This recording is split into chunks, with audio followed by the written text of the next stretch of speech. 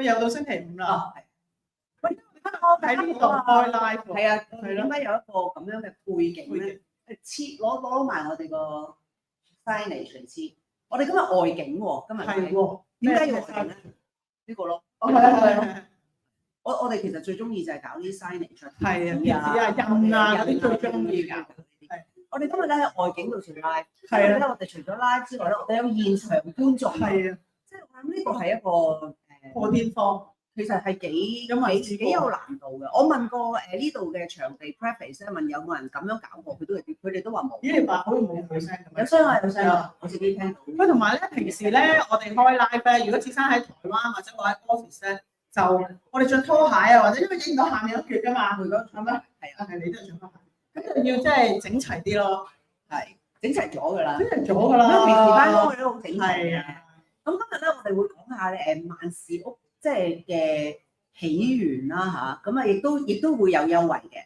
咁啊喂，不如我講先啊。好啊，我想同大家分享下咧，我最近咧有我嘅行業模糊啊，飲杯，即係我哋有 live 嘅朋友係嘛？我哋飲杯先啦，一齊飲杯。多謝你哋嚟啦！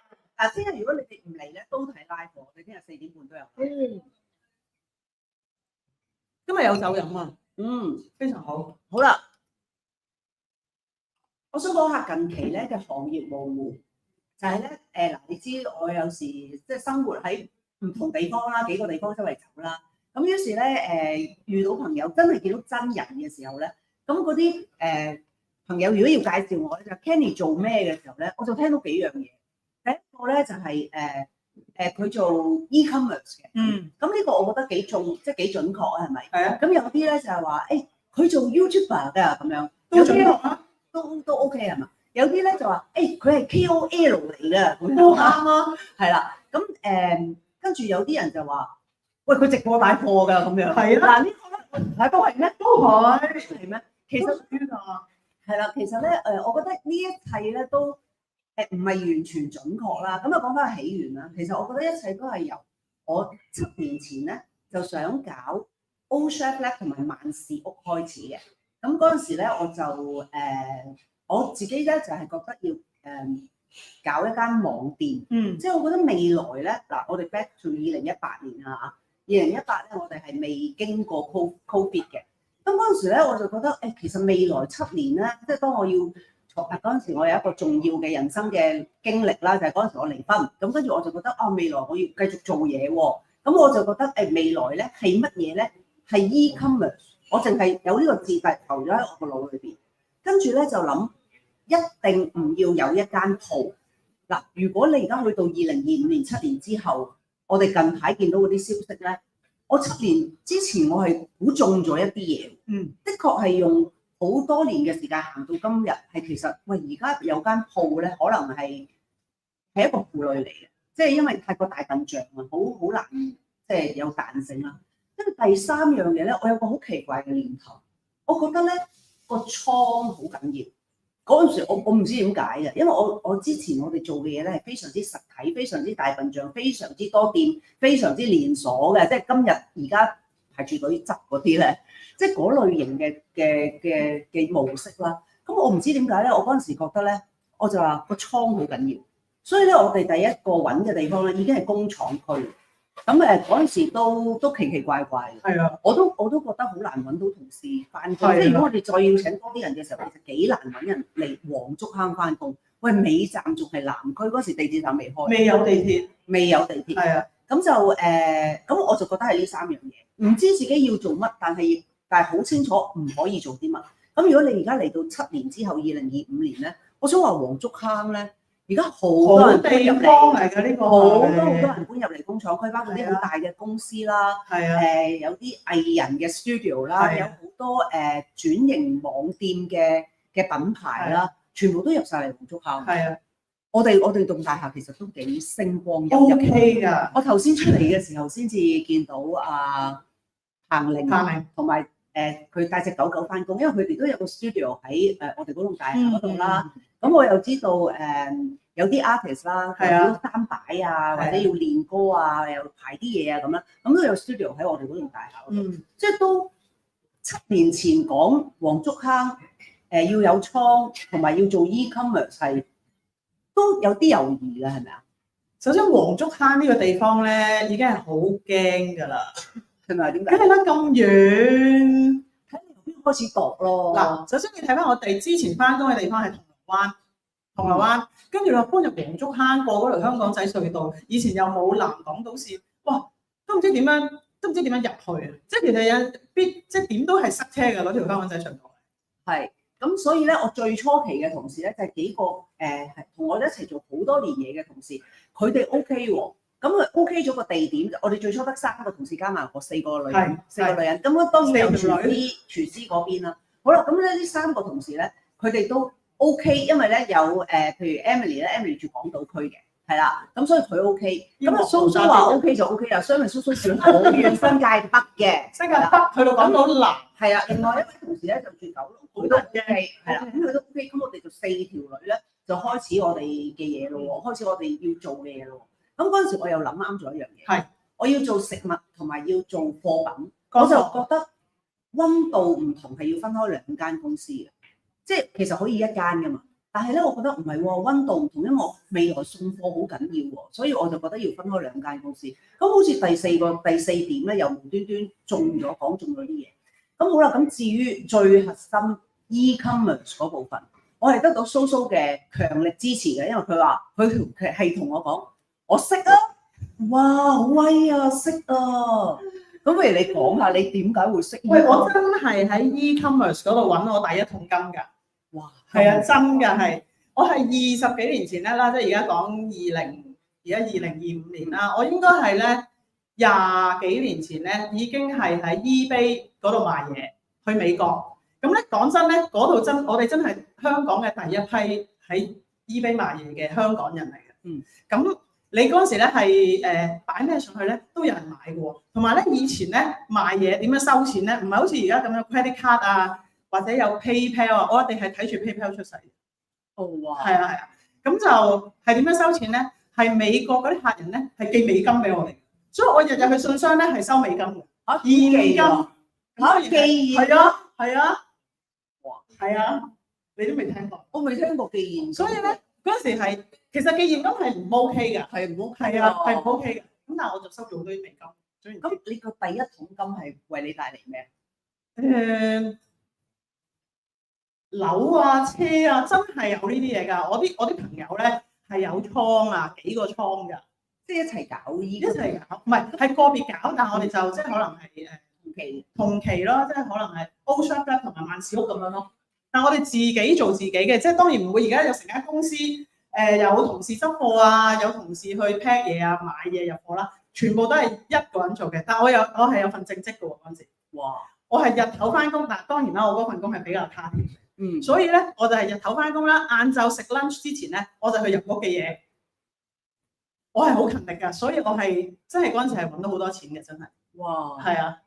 我咁唔知買啲咩？乜嘢都有嗱，例如有即係 Hello Kitty 啊、加菲貓啊、Snoopy 嗰啲咧，全部總之你擺上網咧，係你擺乜嘢都有人買嘅，即係嗰個年代啊！而家就冇啦，而家周街都係嗰啲人。咁使唔使好多貨㗎？要好多貨。咩話？咩國家多？美國咯，全部都係美國，全部都係美國。咁就係放工就翻屋企，要翻屋企先可以去到 Internet 搭啲客人啦。因為 eBay 係一個嗰啲叫咩啊？即係 bid 嗰啲係點啊？即係 auction 係啦。咁所以你有陣時見到咧，你買一條 Hello Kitty 嘅電話繩咧，你擺1.99美金，你有機會係1.99美金賣咗，但係有機會係99.99美金賣咗，所以係好開心㗎。咁你每件貨使乜買好多件啊？上架嗰啲做咩做㗎？全部都係我一個人做嘅。係啊，所以係辛苦錢嚟嘅，真係辛苦，但係真係揾到好多錢咯。哇！多過而家萬事，梗係多過啦！我係日日去收現金，跟住逢星期六咧，我星期六唔使翻工啦，星期六咧就去銀行入美金。哇！我想講咧，啲美金去邊度寄過嚟？美國咯，真係美國。以前就係原始度咧，就係美國嘅客人 bid 咗啦，跟住 close 咗個 deal 之後咧，佢就會寄現金俾你，咁跟住你咪收咯，收到之後你咪寄貨咯。咁星期六我就會去銀行入錢㗎啦。咁咧，我想講咧嗰陣時咧。其實好多人都唔相信嘅，我其實都唔係好相信。但係我個朋友咧，佢喺美國嗰度咧就讀書嘅，嗰陣時佢已經喺美國賣嘢㗎啦。咁佢翻到嚟咧就同我講第一件事，喂 eBay 咧好揾錢㗎咁講。咁我嚇點啊咩料啊？要點做咁講？首先你去買一部數碼相機先。嗰陣時嗰部數碼相機咧，我係留到而家㗎，因為佢係為我帶嚟好多嘢啦，即係總之係咁，所以我而家係仍然係封存咗呢部相機。咁嗰陣時我記得係3000幾蚊咧買咗一部牛龜咁大嘅數碼相機。總之你影咗張相擺到上網咯，即係要 SD 卡嘅。係啦，當然啦，好多嘢喎。咁係啦。我想講咧，我除咗做呢個網店之外咧，喺 Facebook 之前咧，我哋講下 Facebook 係幾時？2004年 Facebook 出世，我係 Facebook 之前咧，我哋已經搞一個網站咧，我唔知大家有冇聽過，叫老友鬼鬼。我哋已經喺網上面咧幫人哋揾中學同學同埋小學同學㗎啦，所以我係前過 Facebook 㗎。哇，係啊，咁佢都好前喎。嗰陣時幾多歲？9歲咯。嗰陣時咧，嗰啲 Mac 嗰啲電腦咧好大嚿嗰啲啦，有嚿係啊。哇！呢一橛我都係啱啱聽，係嘛？即係第一次咁仔細咁樣聽啦。咁但係同時間你又可以做同時翻緊工，同時間我翻緊工，係同工係啊，可以咁講。咁跟住咧，到我哋 set 萬事屋嘅時候咧，我仲好記得有一日我哋都喺唔知邊度咧浮翻張相出嚟之後，我哋拜神啊！我哋咧嗱，我哋揀咗黃竹坑啦，係一個工廠區啦。嗱，其實咧我之前咧同阿蘇蘇啊、阿南啊做同事嗰陣時咧，我哋好豪華㗎，我哋嗰啲 office 係啊，尖沙咀啦，跟住銅鑼灣全海景咁樣嘅 office 咁樣，即係好真係太豪華啦！因為連成個倉咧嗰陣時銅鑼灣咧個倉都海景㗎，喺皇室堡嘅係啦。咁啊我哋搞足球啊各樣啦。咁跟住咧，我話俾佢哋聽去黃竹坑嘅時候咧，我有一個概念咧，就係貨倉先係最重要，同時咧係圍住個貨倉坐。咁當然都好人道咁樣整到好靚啦。咁但係即係坐嗰度靚啦，但係其實貨倉係最緊要。因為咧，其實我最初揾黃竹坑嘅時候咧，都要多謝阿 chef， 因為咧係阿 chef 咧唔知點樣佢喺鬼佬嘅途徑嗰度咧就話喂呢棟大廈好啊咁樣。咁我話有咩好啊？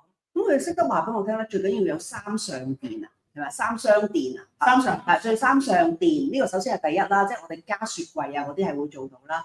第二咧，佢就話如果呢棟大廈你好生意起上嚟，你係會揾到第二啲單位，呢個好緊要。你最驚係有生意冇位冇貨啊，最驚係有生意冇位擺咧，又係啦。有貨冇生意咧都驚，但係睇你個銀包有幾厚啦，係咪？有貨冇生意會慢慢做咯。但係你有生意冇貨咧，你直情係抌，即係男仔講嗰啲係啦，抌爆啦，係咪？即係哇，好多人想同我買嘢，但我唔夠位擺，賣唔到出去。咁呢個亦都係one man band 嘅一個限制咯。即係咁，所以咧最初嘅時候咧，我哋就真係覺得倉好緊要，而同時咧每一個業務嘅同事咧就係管住個倉咁樣啦。咁就但係好痛苦㗎。我哋投翻出嚟嗰張相咧。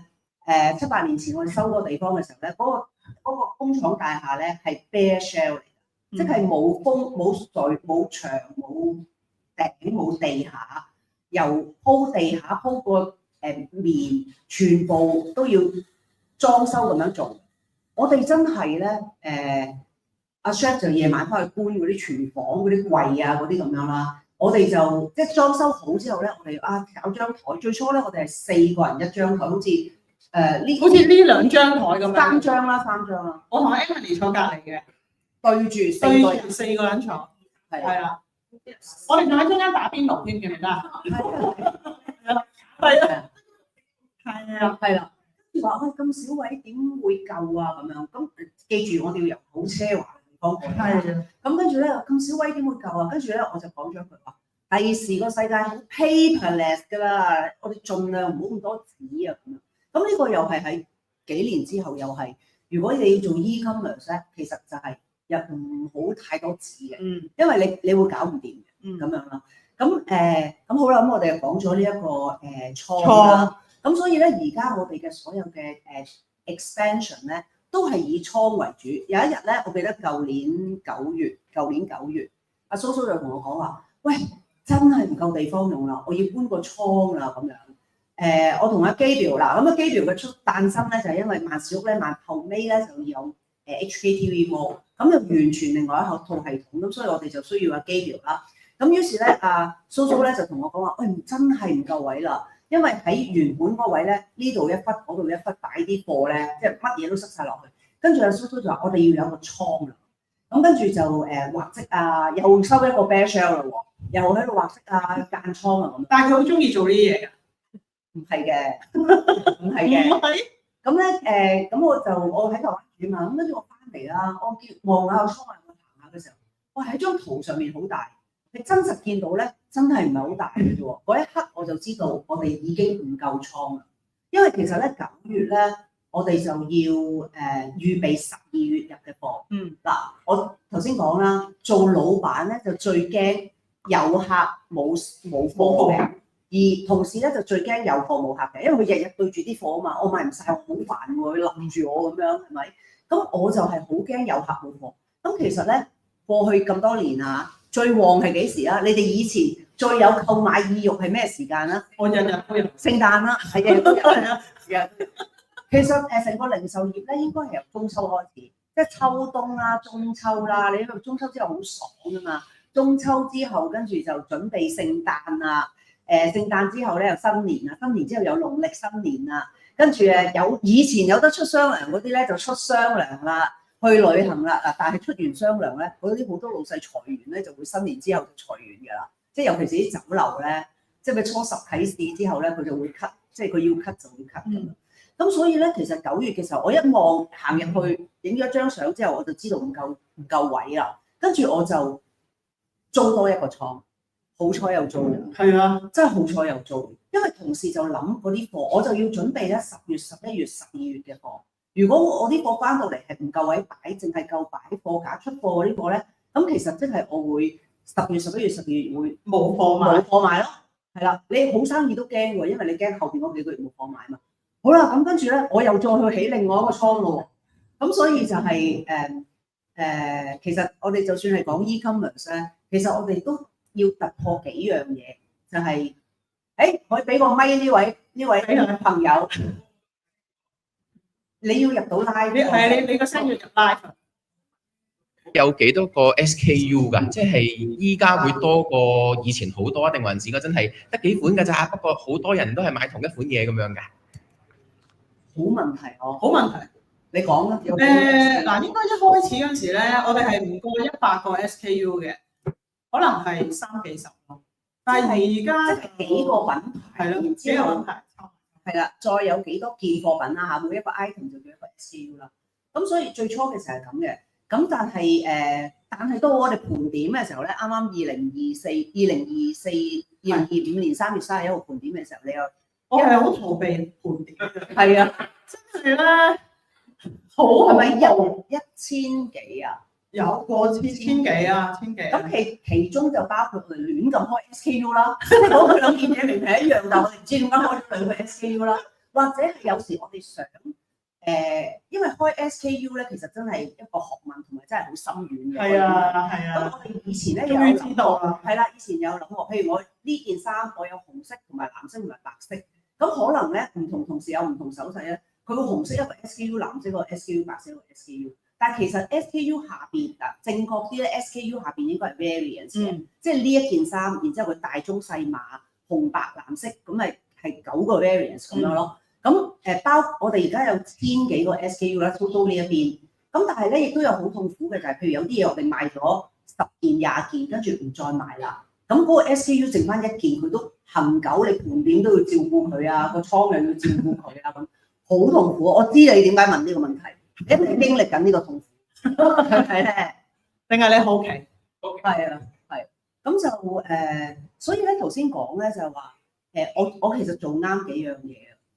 頭先講嗰啲做啱嘢啦，我仲揾啱同事，所以即係都好多謝我啲，尤其是嗰啲 founding members 啦，蘇蘇啦，跟住後尾加入嘅 Gabriel 啦，而家加入嘅譬如 IT 嘅同事啊，公司倉嘅同事啊，其實真係個個都好重要。到而家不如俾大家估下，我哋估下嗱，我哋萬事屋啦、大坑、Ocean 3間公司，大家估下我哋有幾多個同事？計埋我計埋計埋即係 payroll 加一，因為我都數啊我冇出糧嘅 payroll 加一你，跟唔跟台灣啊？啊係喎，計好問題計嚇，有啊有獎品，有啊有獎品，有啊，但係我哋要先知道答案先，係啊，我數下先，係計埋你嘛，計埋我係啦，計埋我幾多啊？ 25個63。 25個63。 喂，但我點知答案先得？我哋阿金你答案payroll 加一，我哋加唔加埋阿 chef？唔係你要數你應該要數得。同埋啱啱仲有冇禮物啊？我哋個禮物箱有冇禮物？ payroll 加2，有冇加2？台灣同事都計 payroll 加2啊，即係加埋我同 chef 啦，加埋你同箱出糧加埋我同 chef，包唔包廚房嗰啲啊？包啊，包翻工嗰啲，包啊，唔包順豐嗰啲啦，喺公司翻工出糧嗰啲。係包順豐嗰啲，唔包阿 Limo 係IT consultant， 唔包，即係喺度翻工。廚房嗰啲唔可以答案得唔得？改答得，改28，好，黃牌股28、24、27啊，19、22、36、30，幾多啊？3圍22， 22、38、20，好。唔係因為你讀我想話去到呢個位咧，暫時係近都唔近嘅，大家近都唔近，係啦，再估個 Phoebe 估啊，太高估啦，我哋好 efficient 嘅。嗱，有人講啱嘅時候啊，阿潘經理就大係啦係啦，呢個加2啊，加2啊，一舉咗手，阿金經理舉咗手，幾多啊？歐冇答咗幾多啊，25個人啊，包括埋我同 chef 即係3個同事15啊。 15人。但有兩個老細做嘢嘅同事係13個，台灣加埋係啊，因為阿樂都係同我哋一齊有好奢華嘅 office， 係。係咪其實我覺得我自己一個人都做10個人嘅嘢。 3間公司係啦，咁就每一日運作，3間公司都每一日收單，每一日運作。但係我想話俾大家聽，仍然係好艱難，即係用10幾個人去做3間公司嘅生意，仍然係人工都係一個好重大嘅負擔啦。即係其實我以前咪成日開 live 咧，同你哋傾偈咧，講話我一個月尾咧我就抑鬱嘅。我真係好抑鬱嘅，因為好驚同事話。公司唔夠錢出糧啊，因為又減咗貨款啊，又唔夠錢交租啊，老細你要入10萬啊，入20萬啊入嚟公司，我真係好驚，邊有咁多個10萬20萬啊？我驚到去咗台灣啊，被佢哋避到，咁真係好驚嘅，因為你當你一開始孭咗呢一壇嘢之後咧，交租啦、同事啦，你知唔知？你其實一個月唔出糧，你就係欠薪，你可以坐監㗎。你如果咁樣諗咧，係好恐怖㗎，係咪啊？我好有興致咁樣入好多貨啊，租多個 office 啊，我一個月唔出糧，2個月唔出糧，3個月唔出糧，我可以坐監。喂，你話嗰個壓力幾咁大？仲要係我哋經歷咩啊？19年 Covid 開啲唔開啲，跟住咧到 Covid 之後咧，我想話真心嘅 Covid 之後先至係最大嘅挑戰。因為咧其實大家喺 Covid 嘅時候咧，點樣勒緊肚皮啊？full time 轉 part time 啊，或者係租少啲地方啊，業主略減租啊，都係覺得嗱，我捱到 Covid 完咗開關嘅時候，我就報復式去做翻我嘅生意啦，留翻住啲人我先做到生意嘛。點知你留翻住啲人你冇生意啊？你嗰下幾咁大件事啊？開翻係幾時啊？2024年23年3月係咪？係咯。過咗2年，大家呢2年發生咩事？即係每日都睇到嗰啲嘅消息，所以我作為一個初創咧，有統計㗎嘛，就話初創咧有90% 咧係3年之內咧就冇咗嘅，即係100間咧開咗之後咧，3年之後咧得返10間嘅啫，而可以5年後仲留低咧係95% 係冇咗，得返5% 留低嘅啫。咁佢留低啫，即係未斷氣啫，唔代表係幾好咁樣啊嘛，咁但係我好多謝大家嘅支持咧。其實咧，萬事屋係第3年 OK，第5年 OK，第6、第7年都係有增長。好多謝你哋，好多謝你哋對我哋嘅信任。我哋係亂咁摸嘅，真係亂咁摸，每一日都喺度摸，所以我哋有好多 crazy idea。係，我哋講下我哋有咩 crazy idea，有啲咩你覺得我哋好 crazy 都可以講下俾我哋。即係咁都諗到嘅嗰啲咧，或者呢啲咁嘅你都入翻嚟賣嘅嗰啲咧。係啊係啊，講下第一個 crazy 先啦。你有咩 crazy？啊，我講下我啊，係嘛？其實咧，我應該都冇正式講。我點解會去咗台灣咧？就係因為咧，香港實在太貴。即係咧，當我咧嗰陣時月尾驚恐症嘅時候咧，即係同時，即係講真啦，佢哋一問攞錢咧，唔會係問你攞幾千蚊嘅，即係10萬、20萬咁樣擺落去。我真係冇好多個10萬、20萬，我好驚。我覺得唯一可以慳，令到即係同時有糧出咧，係慳我自己。即係譬如我假設我喺香港，哇有車又租屋又得閒買件衫買個袋，假設啦嚇，假設我要使10萬咁啦，假設。咁如果我去台灣，我覺得我2萬蚊搞掂，就當然 cut 買袋啊嗰啲咁樣啦。咁咧我2萬蚊搞掂，我慳咗80%我自己嘅使費，8萬蚊外嚟交租已經好好嘅，即係好有用啊，捱到好耐。咁所以咧，我其實嗰陣時係幾決絕咧，就係咦我一定即係做老細去到第3、第5年係好驚嘅。咁你咧我就覺得哇，我要慳自己。咁點知咧真係由我去咗台灣之後咧，真係 touch wood 啊！有冇 wood 喺邊度攞先？呢度 wood 呢度邊度 wood 啊？呢度唔係 wood，呢度 touch wood。我去台灣之後冇同事問過我攞錢出嚟。咁呢個又係即係公司開始進入 break even 啦。好嘢，我真係覺得好開心，而家都想飆下，想預備紙巾。咁但係我去咗台灣做咩咧？咁首先講個 crazy idea 俾大家聽，就係咧我決定。所有冇同事做嘅位置我都去做，即係嗱，我哋冇基本上嗰陣時未曾話有行政啊、會計啊、冇 merchandising 啊，甚至乎冇人去你話入貨咁點都寄翻嚟啊 ，logistics 都冇，即係喺海外運貨翻嚟、買貨翻嚟，咁我就覺得我去做咯，我去試下咯，我試咗之後，我第時請個同事我都知佢要做乜啊嘛。我唔好自己做網店，我唔識做網店啊，係咪？咁所以咧嗰陣時咧係點㗎？嗰陣時咧佢仲自己上架嗰啲嘢。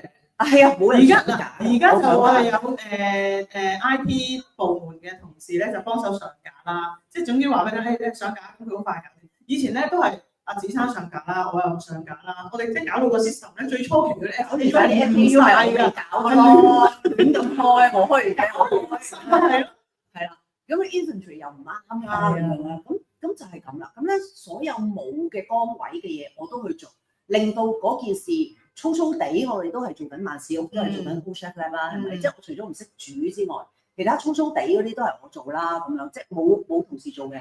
咁至於冇同事做嘅嘢有啲乜嘢咧？會計啦、技術啦、入貨啦、揾錢翻嚟啦、諗 promotion 啦、搬貨啦、搬貨啦、寄貨啦。甚至乎收單啦，影嗰個 product 嘅相啦，去行展覽，去揾啲貨品翻嚟啦，我全部都傾嗰啲 supplier 嗰啲。係啦，跟住我仲要即係由於個人太癲啊，所以我夜晚係咁開 live 同你傾偈咯。其實嗰陣時我係一個瘋人院時間嚟，冇你哋同我傾偈啦，應該係癲咗。咁嗰陣時嗰個時間係點咧？朝早同事好早翻工，呢位就最近你係6點54分翻到公司打卡，係啦。跟住其他同事都係8點零啊9點零咁翻工，咁啊9點到5、6點咧，嗱嗰陣時 COVID 啦嚇，我叫同事盡量早走，咁咧就5點零同事就走晒，咁我5點到7點啦，食飯之前啦，我就去覆翻啲未覆嘅嘢，或者同佢哋傾完都有啲嘢要我俾啲咩你啊，我俾個價錢你，我都有嘢俾啊嘛，咁5點到7點啦，我做嗰樣嘢，跟住唔出得街噶嘛，咁咪食飯咯，7點零8點鐘食飯。跟住咧就繼續入貨啦、上架啦嗰啲唔可以喺辦公時間做，入貨啊、上架啊，喂仲要喺台灣俾唔到錢嘅，即係咧你買乜嘢都俾唔到錢嘅，一陣間我哋可以講下。係，因為我都要買貨，我喺香港公司又俾唔到錢喎，乜都俾唔到錢喎，又要托呢一個又托嗰個又 line pay 又我又俾翻佢，又即係好多呢啲嘢嘅。咁跟住咧再夜啲咧就上架啦，諗下有咩 promotion 啦。跟住之後咧我就到10點零11點啦，我個人真係好攰，我要停一停嗰種對住電腦，於是我就扯住你哋開 live 啦。所以有啲朋友係5、6年前已經有份聽 live 嘅朋友咧，我好多謝你，即係陪我過到嗰個喺 Covid 嘅時間，夜晚10點零11點自己未回到魂嘅時間。嗰陣時大家都好癲，包括心情，包括所有嘢都好癲。出邊又咁，又戴住口罩，日日又報道有邊個群組去跳舞或者做 gym 咁樣，哇上晒新聞，成個人都好 tense。好啦，咁跟住咧未完喎，跟住我要喺沖涼之前咧，我就落去搬貨啦。咁咧我想講咧，台灣咧就即係住宅啦，因為冇開公司。咁咧台灣有一樣嘢咧，我覺得真係完勝香港嘅，我喺呢度都唔怕講嘅。係乜嘢咧？就係每一棟較為新啲嘅大廈，只要佢係有 lift 嘅、有管理處嘅，佢哋嗰啲 reception 嘅服務咧，其實你唔使租倉㗎，你屋企樓下就係個倉嚟㗎啦。佢可以咧收貨，然之後咧，如果你啲貨咧係雪糕、係大閘蟹、係啤酒，佢有唔同嘅溫度幫你儲貨，幫你俾錢順豐哥哥，幫你擺2000蚊台幣喺度俾佢摘數。幫你收貨，咁於是咧，我後尾就初咧就搬上屋嗰度，就 repack 嗰啲箱啦，因為大箱又變細箱，幾箱又要變一箱咁樣，用最平嘅方法寄翻香港啊嘛。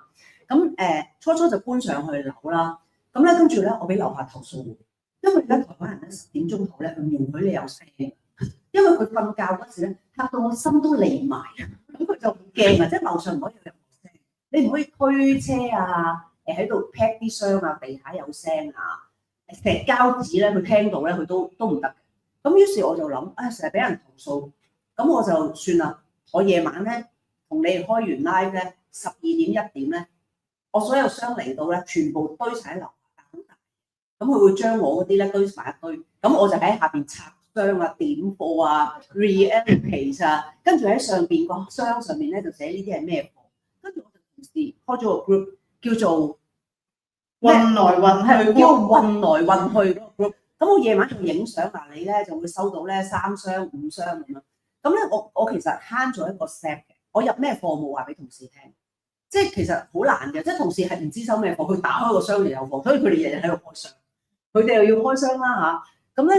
咁跟住咧，如是者咧就真係後尾咧我就到咗個極限啦，因為咧順豐咧就投訴我，佢話阿梁小姐啊。你一個戶口咧，我哋一日咧，因為你個區咧係比較住宅區啊。我唔似阿明啊，阿明住市中心台北最高尚嘅地方，我就係住啲遠啲嘅區嘅住宅區。話你住宅區咧，我哋咧係用車仔嘅啫，70 kilo 一日，最多70 kilo 幫你收貨。咁你已經霸晒我個箱，即係霸晒我架車啊，70 kilo。咁所以咧，你唔可以哇，咁我就要。但係慢慢咧，我就發現原來我每日出嘅貨係唔止70 kilo，大家好中意嗰啲蛋白粉啊，喺台灣翻嚟啲酥啊，送俾你嗰啲五爪酥啊嗰啲咁樣啦。咁咧就揀袋啊咁樣啦。我發覺我一日唔止70 kilo 嘅貨，咁跟住大概一日係100 kilo 咁啦。咁有時就要借我細佬個咩啊，即係諸如此類，用盡好多嘅方法，好煩。咁咧跟住咧，我就同佢哋講。哇！原來我一日處理100 kilo 嘅貨，大家知唔知1噸係幾多啊？1噸係1000 kilo，咁即係10日咧我就處理1噸嘅貨。一個月咧30日，我星期6日都未嘅。30日咧我就處理3噸嘅貨，係每一盒我打開嚟 pack 嚟拆嚟寄咯。哇！咁就處理即係做運動嘅。係，但係而家就所以而家就肥咗。咁咧係啦，咁我就處理3噸嘅貨喎嗰陣時。咁跟住咧後尾就咁我冇辦法啦，我真係要開始有logistics啦，要直接出貨。其實唔係爭好遠嘅，即係其實台灣寄翻香港咧嗰個順豐嗰個價錢又唔係好貴嘅。係比起你話真係船運啊咩咧，爭少少啦，可能爭唔夠1倍咯。即係譬如10蚊，咁可能如果你船運就可能7個半咁樣，即係類似咁樣。咁所以其實咁但係咧反而咧船運嘅時候咧，我就要請同事處理啦，我點搞啊？即係我又要搞嗰啲咩出咩 in 咩出關入關嗰啲文出入口咁樣。咁好啦，咁去到呢度啦，呢一科去到呢段時間啦，咁公司裏邊咧亦都開始會多啲同事啦。咁你又講下你公司，我哋點樣處理啲貨啊？好唔好啊？講之前，你即係你客人嗰啲貨，我客人嗰啲，我收到啲貨咧就，我哋其實日日都好多貨收嘅，包括喺台灣翻嚟啦，亦都好多香港嘅 supplier 會寄貨嚟啦。咁當然啦，即係我哋係負責做買手嘅，即係其中一個角色就係做買手啦。咁咧就買咗咩貨，我哋會知道有啲咩貨啦、幾多啦、幾多錢啦、幾時運嚟啦。咁我哋就會同一啲收貨部，我哋而家有收貨部嘅同事啦，咁就會同佢講，喂，幾時幾日就有啲咩貨收啊，收幾多啊？咁當然佢哋收貨嘅時候，佢哋就會點啦。咁跟住就入倉咯。咁我就要 update system， 究竟我收咗乜嘢貨有幾多啊？好多時咧係會送錯貨啊，或者送錯貨呢啲問題嘅。咁仲有喎，我哋裏邊咧係包括咗 old shelf 咧嘅凍貨啦，嗰啲凍冰冰入去啦，有 frozen 啦。咁啊可能大家都會見過家豪嗰陣時，我哋會同事自己送貨，因為矜貴嘅貨咧又要自己送咁樣啦。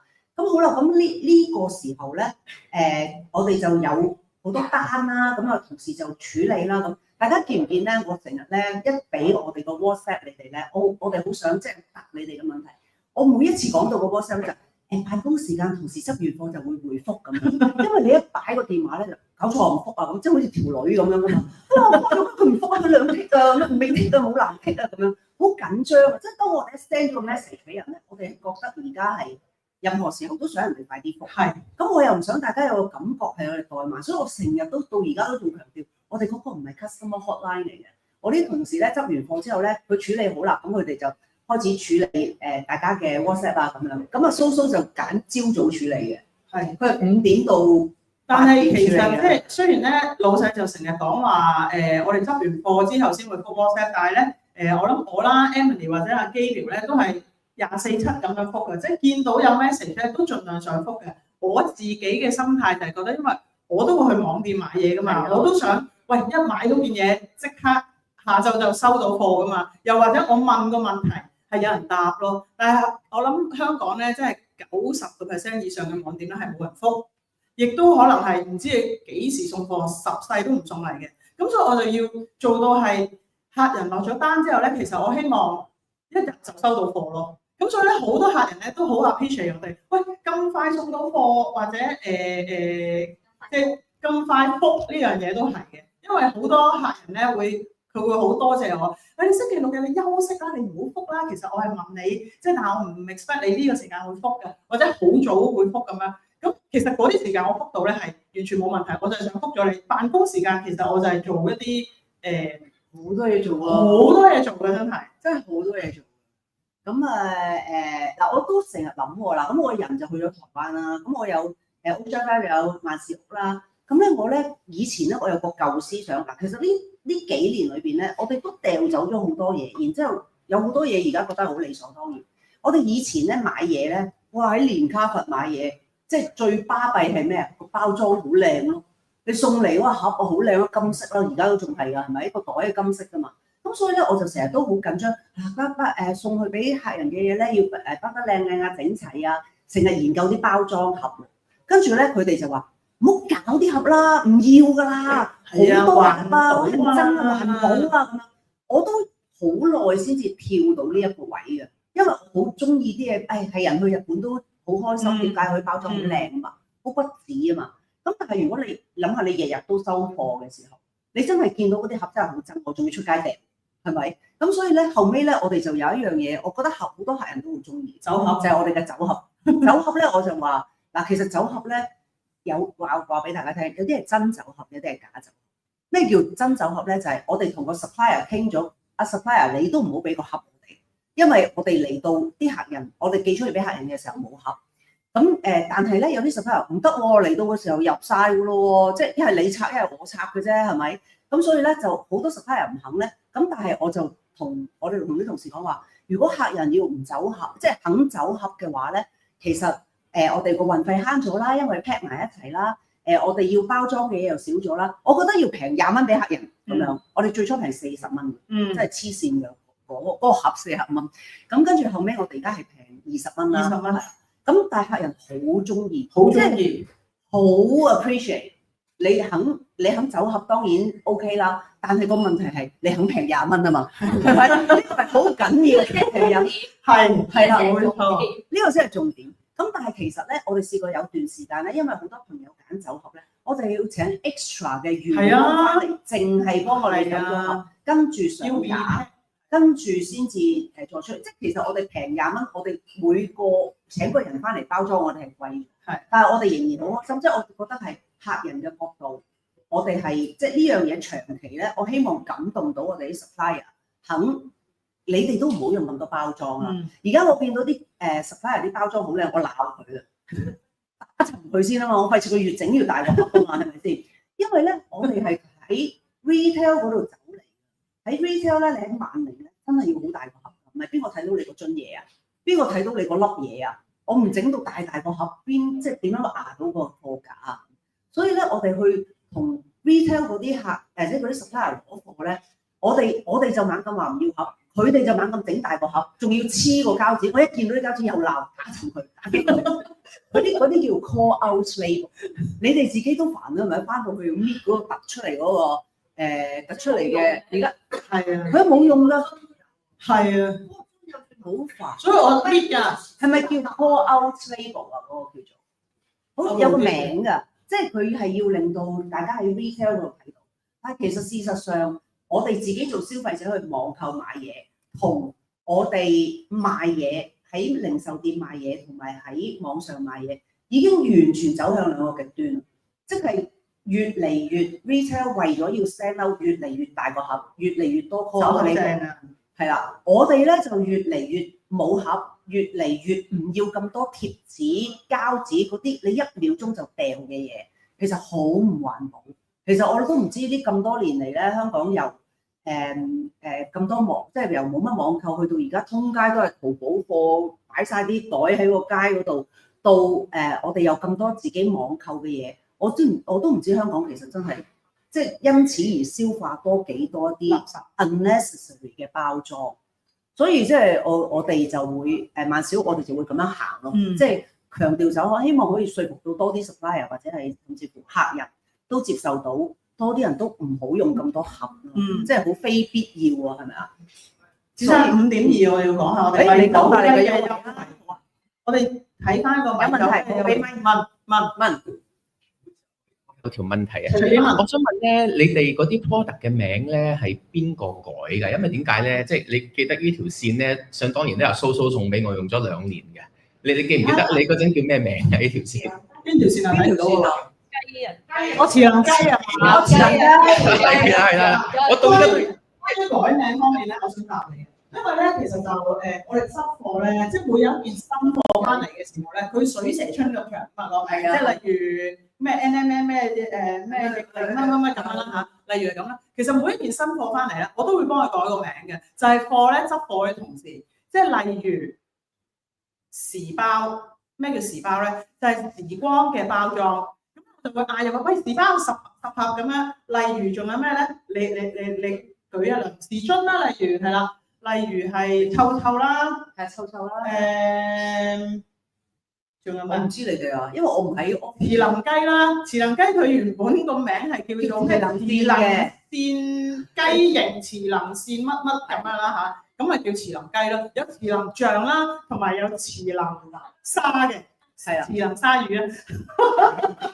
咁嚇？即係香港啲茶餐廳咧，係啊，因為酒領 T 係咪？領 T 酒係啊，因為就係貨我哋執貨同事咧容易記，我冇理由喂時光包裝14盒嗰個攞10盒出嚟，我哋最緊要快，所以咧嗰個名咧其實基本上都係喺2至4個字咁上下嘅長。所以一個產品咧其實有4個名。第一個名咧就係我哋買佢翻嚟嘅時候，佢一定有個名，佢會開張單俾我哋咩品牌咩名咁，嗰個就係佢嘅真名啦嚇，即係你當身份證上面嘅名啦。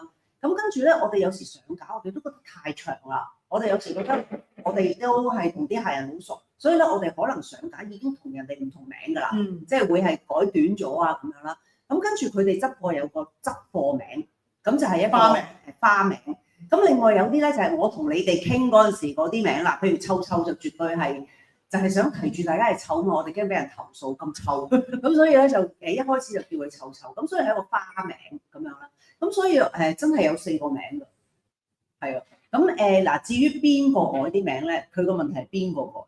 咁咧其實咧我係邊個撞到邊個一個好得意嘅名，我哋就會改嗰個名，就用嗰個名。係啦，所以我發覺我啲同事而家都好踴躍去改名嘅，譬如慈能雞係應該慈能線係阿明先嘅係咪啊？我唔記得係我改嘅慈能線係慈能線係嘅，係跟住就變咗慈能雞啊，慈能沙雞、慈能沙、甜醬係啦。咁跟住我哋有個膠原蛋白叫超能膠原蛋白，係我哋就叫佢超能膠，係啊，超能膠咁樣係啦。咁啊撞到邊個啦？咁比較有我係好中意改名同埋好好 enjoy 改名嘅，因為我以前嘅職業咧，我寫歌詞噶嘛，每一首歌個歌名都好難改㗎，即係你咁多嘢講，你要用一個字可以令到人哋記住個歌名，好難改。咁啊改歌名啦，跟住後尾我有段時間咧就幫我阿羅生咧改馬名啦，咁馬名又唔容易改嘅喎，即係一個好嘅馬名響啊咁。但係一般咧改名咧就唔好改啲咁沉啊，個音唔好咁沉嘅名，同埋咧我諗個名自己本身都要有霸氣先得。即係如果個名本身都係隱隱晦晦啊，好奇怪啊，好唔順口咧，其實我覺得個產品都我個名難順口。你個名好順口，我個名係網名嚟嘅，其實蘇蘇。咁你又可以，我又唔係姓蘇啦，我個名完全冇個蘇字嘅。但係就係當年咧，我哋上網咧打麻雀嘅，每人要改一個網名嘅。咁我就想改一個名咧，中文同埋英文嘅叫法都係一樣，同埋好好叫，同埋人哋會記得你啦，即係咁啊。所以就改咗蘇蘇嘅名。呢個故事我似有曾聽過相識，我未聽過，但係咧我聽莎莎咧就係點解改名咧？佢就係話佢要改一個名咧，中文、英文、國語都係一個發音嘅，日文都係，日文都有莎莎，所以我覺得佢呢個諗法又幾好喎，即係可能係會比另外一間專係賣卓越係譬如卓越啊咁你就已經有啲唔同嘅，即係邊個容易啲入到，咁可能都真係有啲關聯啦，係啦。我哋係咪講優惠啊？優惠啊！今日有咩優惠？咁今日嘅優惠咧，其實就係都有關我哋咧做網店啦，同埋一日可以做咁多嘢要食嘅一個 supplement 就係 NMN 啊。係。咁咧，我同子珊咧就我早過你食 NMN 嘅，我應該食咗4年 NMN。咁咧就係4年前咧，呢個有一個故事嚟。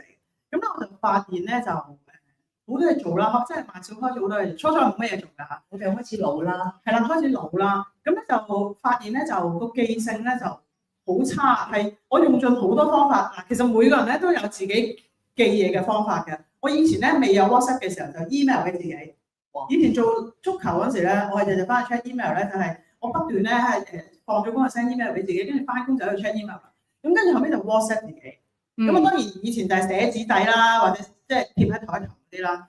咁後尾發覺咧就真係唔掂啊！即係點樣可以令到自己嘅記性係好啲？即係嗰啲咧，譬如你而家諗住去廚房攞啲嘢啦，但係你入到廚房係唔記得攞啲乜嘢嘢。係啊，係啦，呢個係好明顯嘅。咁嗰個時間咧，我就聽咗我有個朋友佢開 live 就講 NMN，嗰個就係盧覓雪，佢就介紹 NMN。佢嗰陣時咧就係做一個 talk show，咁咧我就發現原來你食咗呢隻嘢，或者你咁好記性，同埋你上台或者嗰一期咧咁容光煥發個樣啊！咁我咧二話不說咧，我第二日就即刻去萬寧買咗嗰支 NMN 食。咁咧就食咗7日，我就發現咧嗱真人真事啊，真係食咗7日咧，我發現咧我個腦係叮一聲，嗰啲記憶咧唔好話翻晒嚟啦，即係翻咗6、7成啦，即係你會記得10樣嘢好瑣碎到不得了，但係你記得晒，唔好記得晒啦，可能記得7、8成咁樣，我覺得已經好勁啦，唔好話 NMN 可以逆齡啊，可以咩生頭髮啊，生指甲令到你味道嗰啲啦，我覺得嗰粒 NMN 可以令到我記性翻晒嚟咧，已經好好。咁我嘅經驗咧就係我最初係因為李嘉誠開始嘅，因為咧我真係睇嗰啲 tech news 咧，由李嘉誠買咗嗰個 True Niagen 咧，咁就係同埋嗰個研究，因為嗰個研究咧其實 NMN 都未出，即係個研究做咗。咁咧，李嘉誠就已經好醒咁咧，就用即係其實我哋最後要 NAD 加啦，我哋身體裏面多啲啦。咁佢就用一個 NR 嘅方式，咁另外一個方式就係 NMN。咁佢出咗 NR，即係而家喺屈臣氏賣嗰個 True Light。咁我完全係因為一個 Tech News 啦，因為而亦都覺得自己記性差啦。點解覺得自己記性差咧？嗱，除咗我哋話老，除咗話真係多嘢記之外咧，其實我哋真係轉緊行啊！即係我哋由搞譬如足球啊，搞啲 resale 啊，搞啲演唱會嗰啲好實體，即係已經做咗幾廿年，有好多人喺你前邊，好有經驗嘅人帶住你去做，你又唔識學到識嗰一種嘅行業，突然間係轉去做 e-commerce。其實我哋每個人都經歷，即係你消費嗰方面都係。我以前落街買嘢真係好方便嘅，但係咧跟住咧，我哋學用 HKTV Mall 啊，學上網啊，睇嘢啊，我哋都自己喺度不斷咁樣轉啦，係咪先？其實一個人去入一個transition 嘅 period 咧，我哋係負債係好多嘅，所以我哋係普遍所有人，就算你好年輕咧，你都會突然間好似覺得自己好低能咁樣。我想問個問題，咁係咪即係嗰個 MNN 咧係咪可以修復你個腦細胞？係嗰種係啦，即係 NAD 加，我覺得得，我都覺得得。嗱，如果你睇你選壞到咩程度，你覺得係要嘅。因為我覺得如果我唔食 NMN 咧，我真係今日坐唔喺度同大家講嘢，即係你做唔到咁多嘢啊！個問題係同係啦，咁所以即係其實我就由 True Light 開始，但係由 True Light 轉去 NMN 的確係佢先嘅喎，跟住佢就同我講，我好記得我去台灣嘅時候，佢話你帶去啦咁樣，咁跟住咧你試食啦咁，我嗰陣時未買嘅，跟住去到台灣之後咧，我自己食咗，因為其實好抑鬱啊！我去到台灣嘅時候咧 ，Covid 啦，不停咁樣落雨啦，隔離啦，唔準送外賣上屋企啦，因為唔可以俾陌生人搭個 lift 噶嘛，即係好緊張啊嗰陣時。咁同埋台灣係特別緊張，跟住佢係一個島，佢俾你入侵咗就係俾你入侵咗。佢冇入侵，佢可以真係唔俾人入侵，所以你記唔記得台灣係好後先淪陷噶嘛？即係個 Covid 啊，咁所以咧你食又冇得食，又出邊又不斷咁樣落雨，自己一個人，咁又做乜？有時我都會諗做乜我無端嚟咗台灣嘅，做乜我夜晚要落去搬貨嘅？即係個人好癲啊！咁所以咧就都覺得自己好衰弱啊咁樣。但係咧，其實佢叫我食啦，咁我一開始就食啦，我就覺得，咦，原來真係有啲用，因為我啱啱去開始去台灣嘅時候咧，我其實仲水土不服添，跟住後尾咧食咗 NMN，整體你恢復啊、康復啊、精神啊、頭髮啊，咦，好似乜嘢都真係佢講嗰啲功能都有喎咁樣，咁所以佢係一個去到細胞嗰個。NAD 加即係端粒體啊，即係嗰類咁樣嘅一種修復，或者係抗拒你咁快跌得咁緊要咁咯。咁的確係個精神係好 OK。但係分年齡係食唔同咧，即係譬如唔同嘅年齡係食個劑量會唔同，劑量唔同，但係牌子又唔同，係咪咁解？牌子亦都因為撈咗唔同嘅嘢，有唔同嘅撈法啦。咁其實一般我覺得250至到300或者400都有嘅。我食500。喂，真係佢係會令到你咧有兩樣嘢好明顯嘅，除咗記性之外咧，就係嗰個我行山嘅嘛。咁以前咧我就同師傅行山咧，行完之後咧應該係可能要到星期3咧先恢復晒。但係咧食咗 NMN 之後咧，就係星期會早1-2日就恢復晒，同埋咧瞓覺咧你會瞓得好好，起身嗰下咧絕對係唔會賴床，所以我唔係真係可以6-7點翻公司。呢個係原因。星期3先恢復咧，星期1-2翻工係咩狀態？咪可能啲腳會痛啊，咁樣啫。係。咁我自己就覺得，咁我哋嘅優惠係咩啊？我哋嘅優惠係，首先睇下呢幅圖先。我哋咧賣緊呢個咧就係豐盛生活嘅 NMN 啦。咁咧日本製造嘅，咁都歡迎大家買酒盒裝嘅。酒盒裝咧今日咧呢個優惠應該係破天荒咁低價，938蚊，係有60粒。如果你250 mg 咧係可以食2個月嘅，係因為60粒。每日食㗎，每日食㗎，每日食幾多次啊？每日食1粒，食1次，哦，係啦，唔好超過中午食喎，因為你會好精神，神食完之後你夜晚就瞓唔到㗎。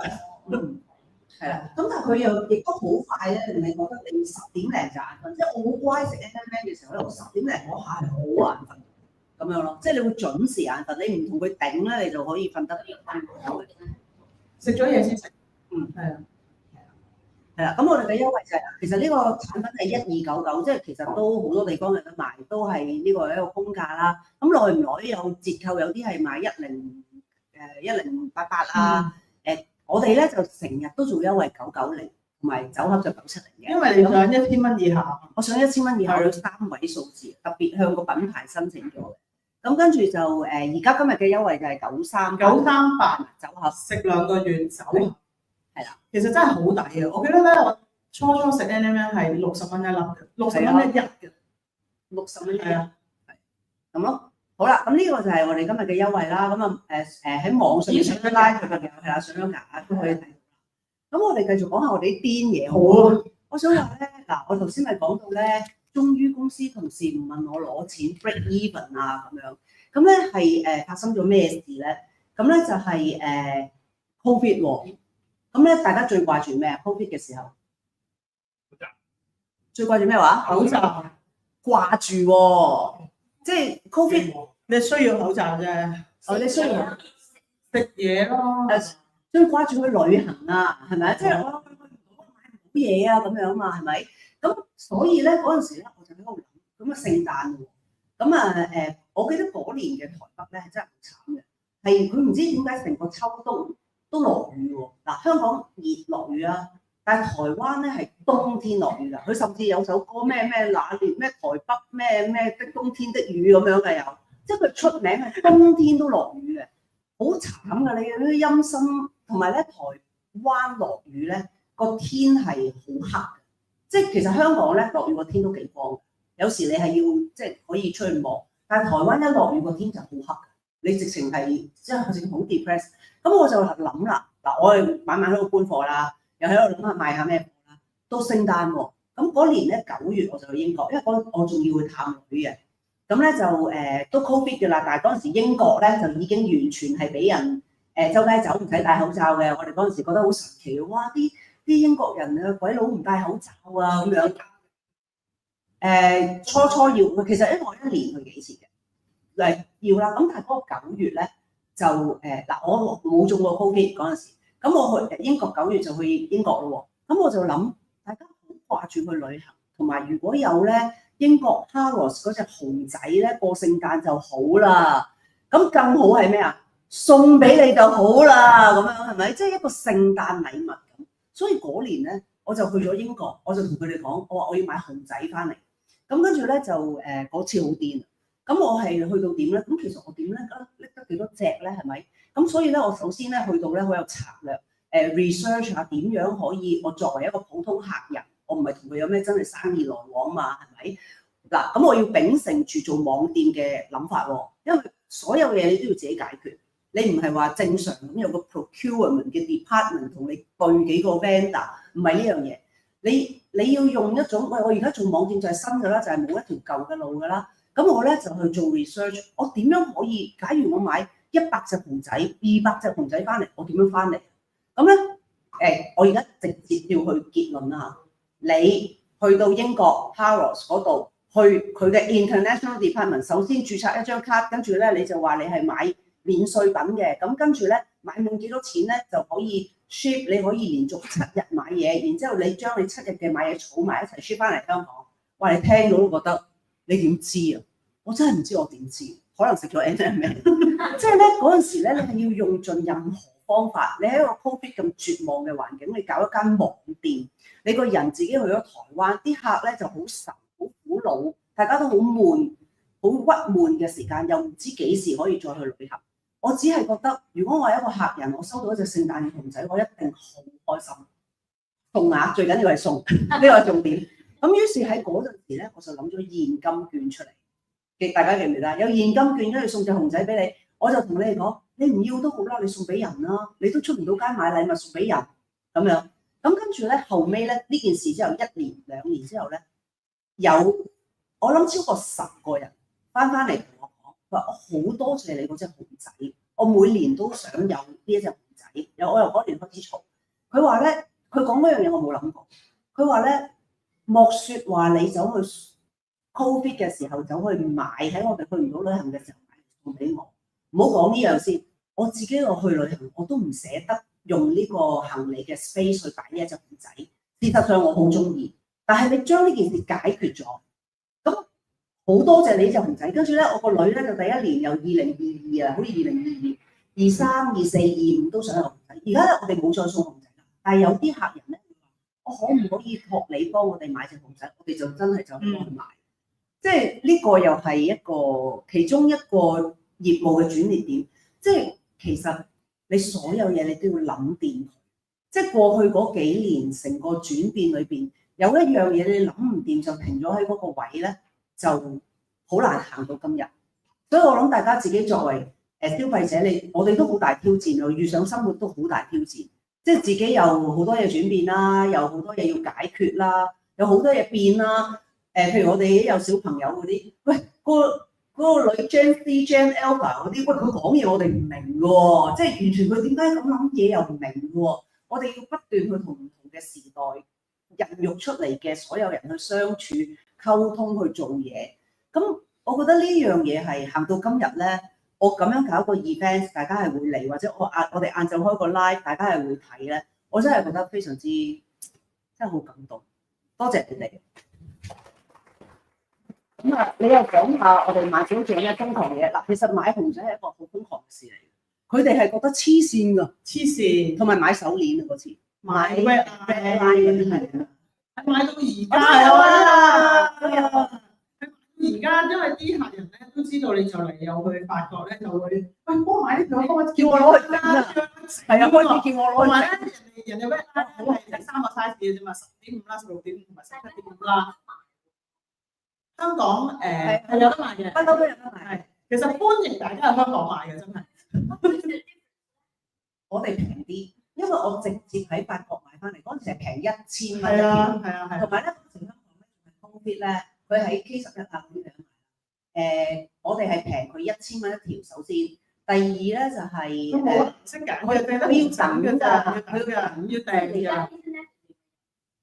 你試下上去睇下有冇現貨。係啊。好似冇話會貴啲，我哋係長期係特價平過去咁樣咯。咁所以咁有好多又係即係大家嗰陣時好悶啊，買條手繩啊咁樣，我哋真係好多萬小嘅朋友都會帶住。佢真係唔甩嘅。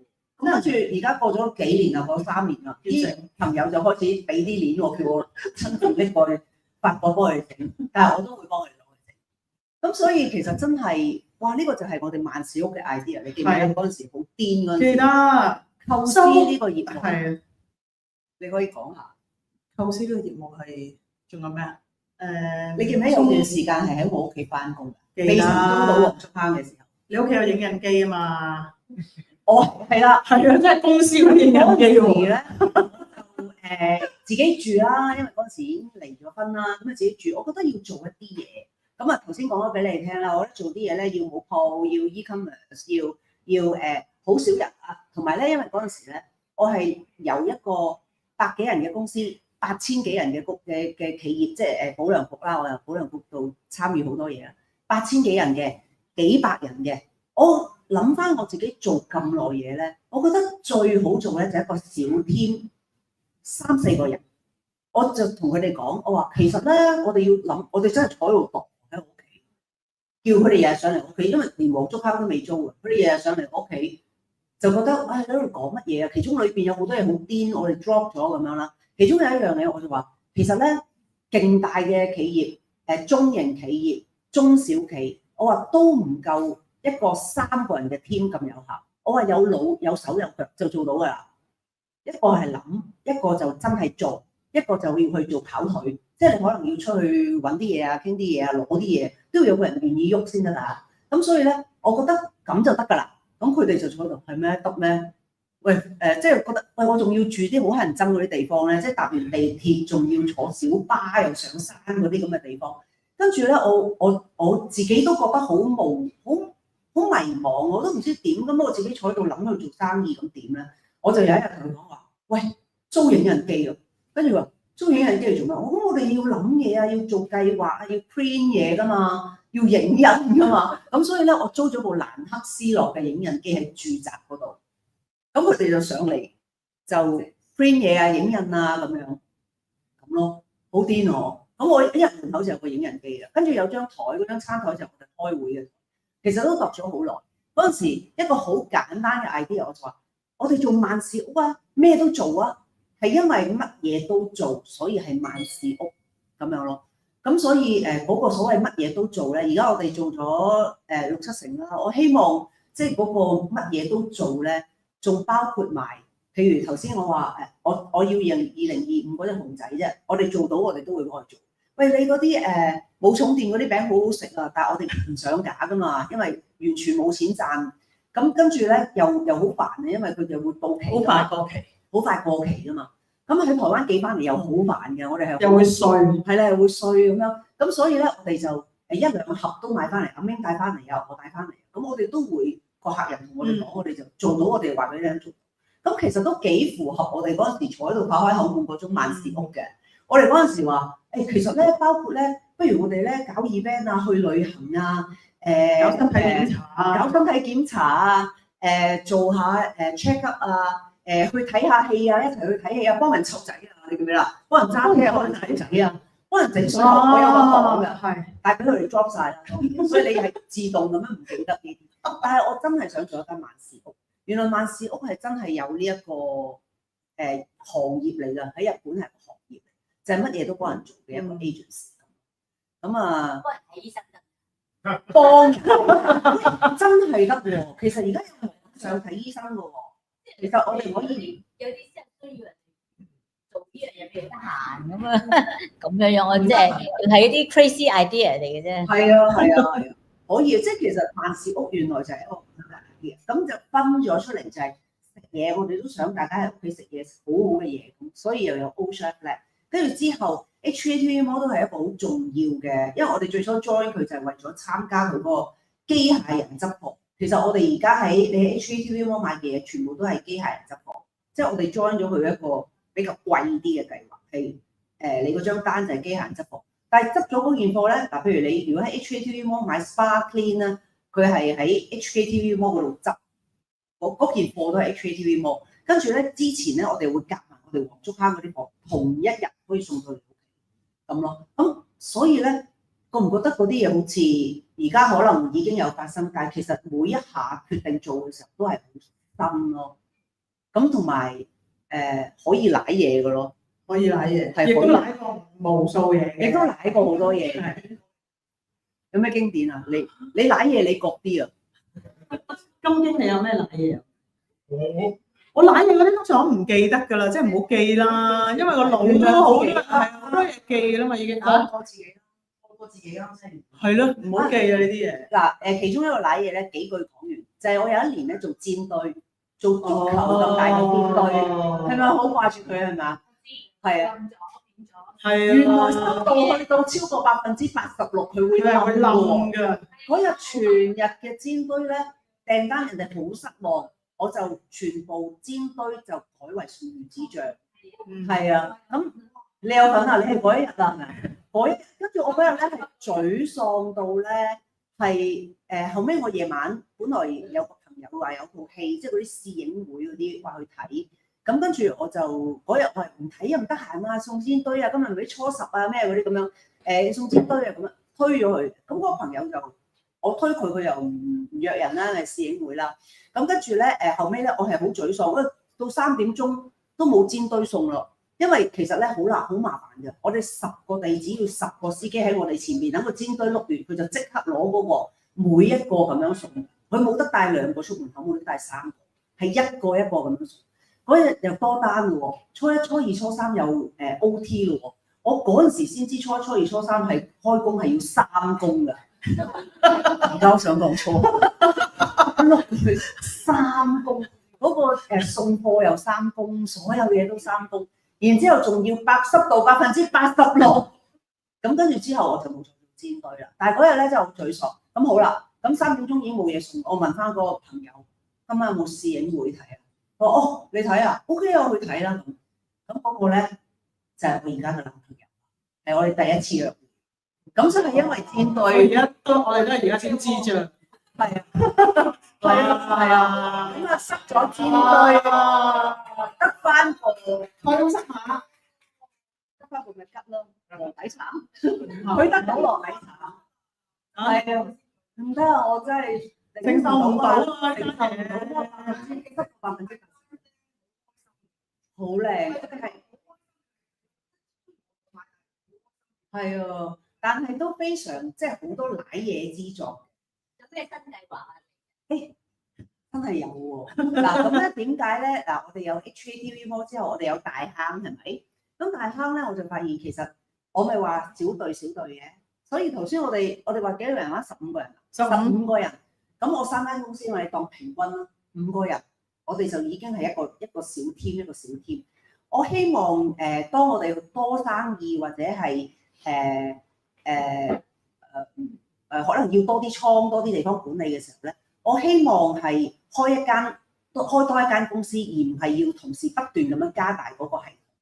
因為其實可能如果大家留意商務方面咧，其實而家未來咧係將會非常之扁平化嘅管理嚟嘅，即係扁平化管理，即係嗱，以前我哋咪一個金字塔咁樣，由低層好多低層，好多中層，好多高層，咁你所以一個三角，但其實未來係冇㗎啦。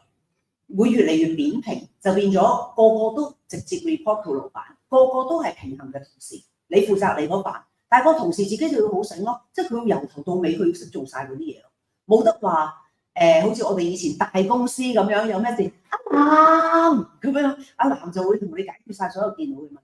Sorry， 如果你自己唔識搞電腦，你真係做唔到自己嘅 job。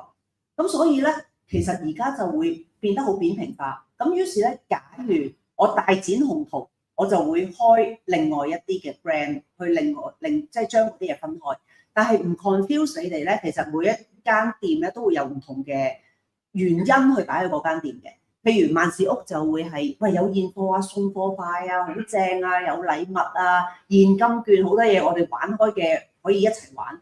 咁大坑咧就會做啲可能要訂啦、團購啦、行動派啦、身體檢查啦。或者係有好多其他人去推介嘅貨品啦，咁嗰啲大家將會好容易分㗎啦。咁未來咧喺大坑咧，我哋就會改嗰個版面啦，更加 sophisticated 啦，喺揀貨裏邊更加集中我中意嘅呢一班客人嘅中意嘅貨品啦，更加便利大家啦咁樣。咁所以咧，其實應該係到7月16號啦，我哋而家 target 7月16號，你再撳入去 xthaihandx.com 咧。嗰度已經係成個版面將會唔同咗㗎啦。咁萬事屋我哋玩現金券㗎嘛，好多禮物㗎嘛。咁大坑我哋玩匯水㗎喎，係啊，我哋做 shop back 嘅。咁所以咧，已經有啲好醒嘅朋友咧就同我講話，喂，如果嗰期嗰啲現金券禮物我唔啱，我就去大坑買㗎啦。因為咧匯水我揀匯水啊咩啊咁樣，好醒嘅。即係而家其實我哋每一個消費者咧，而家係攞到着數就係我哋自己嘅獎賞。即係覺得自己消費精明係一種樂趣，因為發覺以前實在係太多嘢去咗鋪租啦，去咗啲無謂嘅包裝啦。咁大家其實發覺，其實而家我哋生活係可以精打細算咗，同埋更加多資訊去攞到俾自己啱嘅嘢咁咯。但我想問咧，點樣去推廣你要吸收多啲客人？譬如話，我唔睇 YouTube 嘅，我根本唔知道你哋呢啲嘢啦，係咪？你要增加你個客量，你個生意先至會大啊嘛。但係你有咩 trend 去吸引多啲客人去認識你哋咧？啱唔啱？我身邊人都冇人認識你嘅，你點樣去推廣？來來去都係我哋幾隻嘢咁樣，係咪啊？你唔夠大啊！你明唔明我講咩？我明啦，我明啦。咁所以嗱，呢個 model 係好重要，但係嗰個客嗰個量都要好重要噶嘛。係啊係啊，因為啲客會走噶嘛，會飛走，好似我講過飛走啊，咁點買咧？冇噶咯，越嚟越走越少，越嚟越少嘅會。係啊，你好悲觀喎，咁係你悲觀啫。其實咧嗱，係整個 e-commerce 嘅世界咧，一定係蠶食緊嗱。譬如實體店，我當一個品牌咁講啦，譬如我當 Dyson，佢實體店嘅生意會俾佢自己嘅網店蠶食。佢自己嘅網店咧就會俾 affiliate marketing 查食，即係其他人介紹佢嘅商品，而嗰啲生意去咗嗰一啲嘅嘢嗰度，而呢啲全部都係網上發生嘅。咁所以咧嗰嚿餅咧就會慢慢會咁樣轉移嘅。咁首先，咁而家就係講緊喺 e-commerce 裏面，我哋可以佔幾大嘅 market share 啦，咁樣咯。咁呢個係真實嘅數字會講到出嚟啦。咁至於我點樣 scale up，你講緊嗰個係 scale up，係點？係啦，即係淨係來來去去，我哋睇開嗰啲就 O K 啦嚇。係。但係你點樣去吸引多啲人去知道你哋咧？呢個咧就係我啱啱咧喺2月嘅時候開始，我就學咗一個 AI 嘅 course。我覺得我要 refresh 下睇下，要了解下我究竟係點樣可以掌握未來嘅，包括 e-commerce 或者其實我哋而家目前做緊嘅，其實係 social commerce， 唔係 social 嘅 commerce， 係 social 嘅 commerce， 係啦，而家叫 social commerce。咁咧其實呢一個我哋要學嘅嘢咧係好多。咁咧其實咧喺我學我就上咗個牛津嘅 online course， 咁就全部 online。其實佢第一堂就解答咗我呢個問題，即係究竟未來有邊幾樣嘢係你要做中晒，然之後你嘅客人就會越嚟越多㗎啦。咁咧呢個時候咧嗱，我哋 live 咧就喺呢度停。咁咧多謝睇 live 嘅朋友啦，今次係一個好特別嘅live 嘅模式啦，咁係首次有現場觀眾嘅 live，未來我哋會搞多。